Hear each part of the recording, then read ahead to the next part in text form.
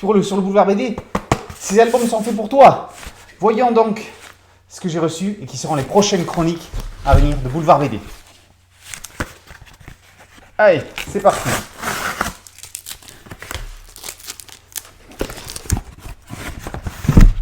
Ah, là, c'est reçu des éditions Kana. De nous, il ne restera que Décembre, le volume 3, une série ultra violente mais un thriller haletant.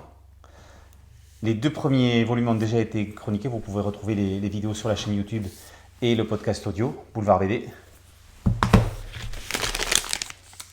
Voici un autre colis de Montrouge. Alors, qu'est-ce que c'est?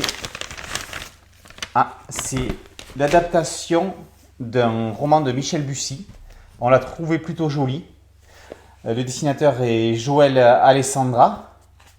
C'est lui aussi qui a fait l'adaptation, apparemment. On a déjà chroniqué et des adaptations de romans de Michel Bussy et aussi des albums dessinés par Joël Alessandra. On l'a trouvé plutôt joli. C'est chez Michel Lafon. On continue la découverte avec ça. Ça vient de chez Bambou. Ah, c'est un album de saison. C'est le tout nouvel album des profs.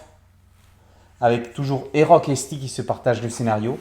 Et Liturgie qui succède depuis maintenant cet album, je crois, à Pika. Très belle couverture sur les profs qui s'appelle Carte scolaire. Alors, est-ce qu'on va ouvrir ou fermer des classes? Jeu de mots avec des cartes, un jeu de 52 cartes. Il y a plusieurs vidéos des profs et récemment, il y a eu Les profs refont l'histoire qui a été chroniqué, le tome 2. Ensuite, voici un album qui vient de chez Dupuis.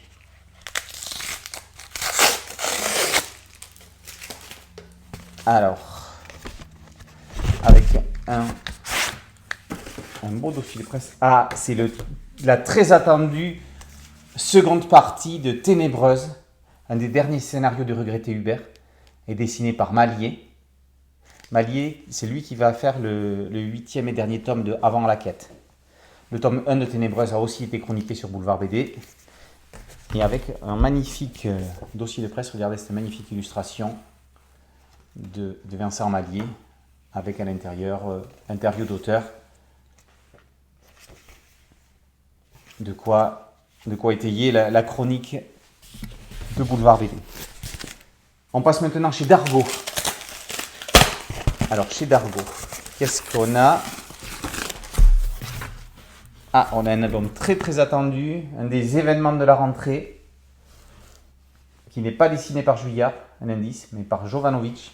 C'est Les 7 vies de l'épervier, le 3e album de la 3e époque, avec Hieronymus en couverture, qui nous promet plein de mystères.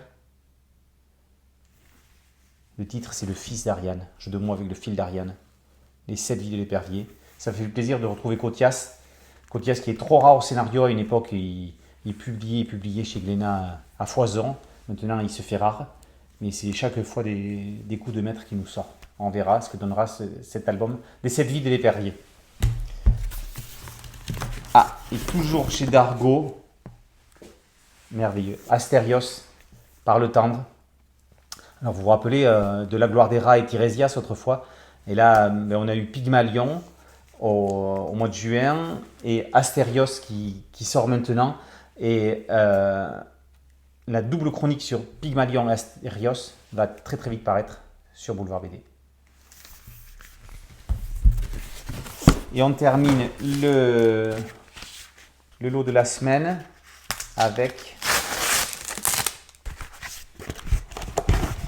c'est arrivé aujourd'hui,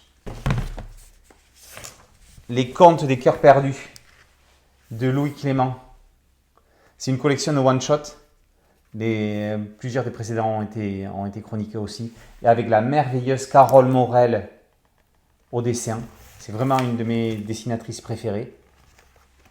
C'est elle aussi qui signe L'Institutrice en 2 volumes chez Albert Michel, qui va aussi paraître en chronique. Voilà donc Merlin, dans la série de one-shot, Les contes des cœurs perdus, à lire dès 8 ans. C'est magnifique, c'est merveilleux. Voici donc de quoi faire. Il y a d'autres chroniques qui paraîtront avant celle-là. Il faut compter un petit délai le temps que tout soit bien lu et bien analysé. Et en attendant de vous retrouver pour les chroniques classiques, je vous dis à très bientôt sur Boulevard BD. Ciao!